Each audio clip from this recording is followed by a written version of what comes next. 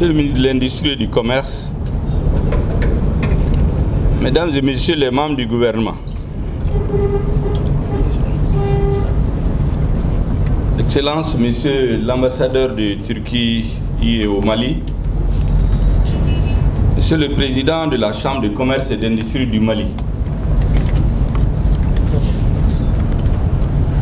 Monsieur Fatih Altınbaş, Président du Conseil des relations économiques extérieures de Turquie, DEİK,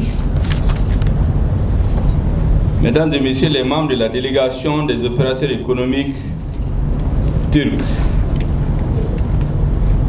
Mesdames et Messieurs les opérateurs économiques maliens,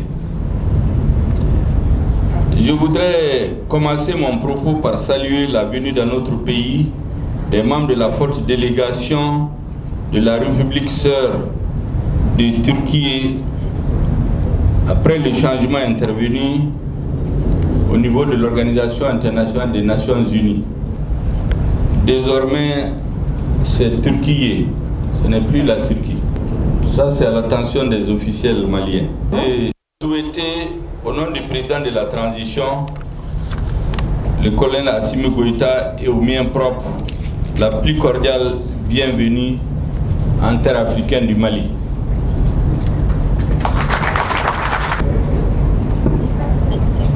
Je voudrais aussi féliciter particulièrement le président du Conseil d'affaires Turquie et Mali, M. Fatih Altınbaş, et toutes les personnalités maliennes et turques qui se sont investies pour l'organisation de ce forum ici au Mali. Ce faisant, nos frères et amis turcs ont fait le pari du Mali et par les temps qui courent, nous témoignent par la même occasion leur grande amitié ainsi que la solidarité agissante. Malgré le contexte international que nous savons difficile, les aléas de la situation régionale et en dépit de la crise sécuritaire qui affecte notre pays, le Mali reste un pays fréquentable, comme vous le constaterez vous-même. Un pays plus que jamais ouvert sur le monde et surtout une terre d'opportunités pour les hommes d'affaires et pour les investisseurs. À cet effet, la résilience de notre peuple, la robustesse des agrégats de notre économie, le dynamisme et la créativité de notre jeunesse, ainsi que la volonté politique du gouvernement sous le leadership du président de la transition, font du Mali un pays debout, un pays résolument engagé sur la voie du redressement afin d'assurer la stabilité durable et son émergence économique. Mesdames et Messieurs, le présent forum fait suite à celui organisé le 4 février 2015 à Istanbul à l'effet de développer la coopération bilatérale Mali-Turquie en promouvant des échanges économiques et commerciaux ainsi que l'investissement entre nos deux pays. C'est dans cette approche que nous continuons conformément à la vision de nos deux chefs d'État, leur Excellence Recep Tayyip Erdogan et Assimi Goïta, de nouer un partenariat stratégique, je dis bien stratégique et durable, entre le Mali et Turquie, deux pays frères et amis dont les liens remontent au temps de l'Empire ottoman et des empires médiévaux soudanais qui se sont succédés sur le territoire actuel du Mali, à savoir l'Empire du Mali et l'Empire Songhai. La tenue du présent forum d'affaires cadre aussi parfaitement avec la vision du gouvernement de transition de donner un socle économique à la coopération bilatérale entre le Mali et Turquie et de faire de la Turquie un pays clé dans notre politique de diversification stratégique de notre coopération. Je précise bien la diversification stratégique de notre coopération. Je voudrais féliciter particulièrement M. Fatih Altınbaş, président du Conseil des relations économiques extérieures de Turquie. Le féliciter personnellement et encourager la forte délégation de haut niveau venue avec lui à la rencontre de ses homologues maliens. Votre présence permettra sans nul doute de sceller des partenariats gagnant-gagnant, mais aussi d'élargir le spectre de notre coopération économique en explorant au mieux les immenses potentialités dont regorge notre pays, le Mali. Pour rappel, le gouvernement a fait du secteur privé le moteur de la croissance économique et du développement. Dans cette perspective, plusieurs réformes institutionnelles et du cadre législatif et réglementaire ont été entreprises, faisant du Mali une bonne destination et un pays attractif. En perspective, le Mali envisage de créer des zones économiques spéciales, des ports secs pour s'aligner sur les bonnes pratiques à l'échelle mondiale. Aussi, l'on peut dire sans risque de se tromper que les investisseurs bénéficieront d'un cadre réglementaire stable, conforme aux standards et aux bonnes pratiques internationales.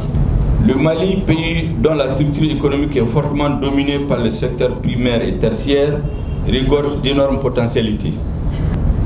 Il est arrosé par deux grands fleuves que sont le fleuve Sénégal et le fleuve Niger, offrant à notre pays la plus grande surface arable cultivable avec plus de 10 millions d'hectares.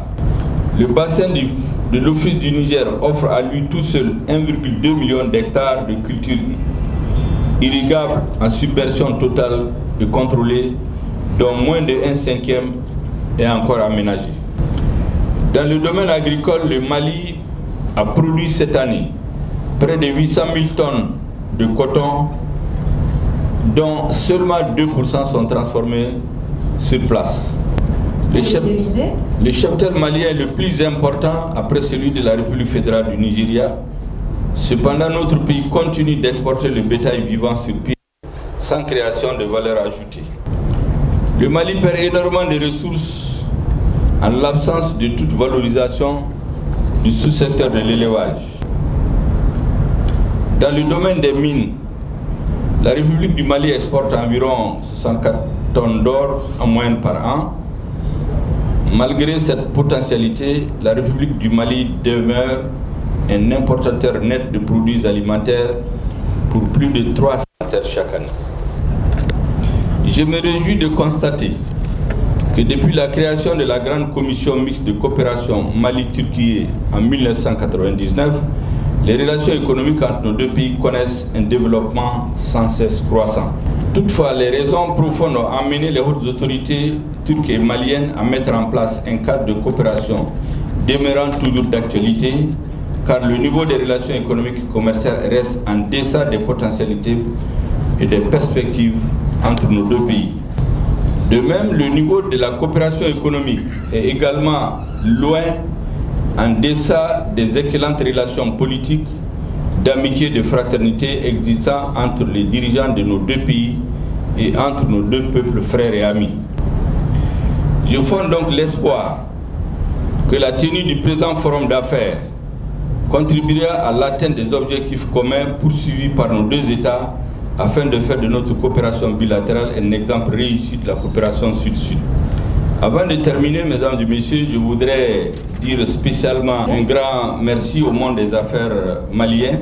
Dans les difficultés actuelles que notre pays traverse, le monde des affaires, que j'appelle souvent les soldats sur le front économique, font dans leur domaine exactement ce que les militaires font sur le théâtre des opérations militaires.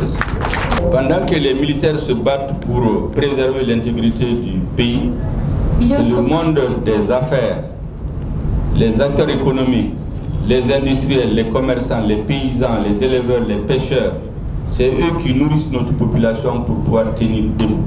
Beaucoup s'étonnent comment est-ce que malgré l'embargo qui avait prévu de notre pays à terre en 10 jours, 15 jours, comment 6 mois après, notre pays tient. Le secret c'est très simple, c'est le monde des affaires a pris sa place, s'est tenu debout à côté des autorités et a joué son jeu totalement. Je peux témoigner que dans certains secteurs, ils ont renoncé même à des marges bénéficiaires pour accompagner l'État qui par moment a renoncé totalement à des taxes pour pouvoir tenir et que notre population sente le moins possible l'effet de l'embargo. Je les remercie dans ce sens. Pour ce qui est de la demande formulée par notre ami chef de la délégation des opérateurs économiques turcs concernant le visa, je crois que c'est une idée qui peut être examiné avec bienveillance, avec bien sûr en arrière-plan la possibilité de la réciprocité. Vous savez, dans les histoires comme ça. Mais en attendant que les formalités juridiques et diplomatiques soient réglées, je sais que ce n'est pas en un jour, on pourrait donner de part et d'autre aux différents services des frontières de faciliter le processus de déplacement des opérateurs économiques de part et d'autre.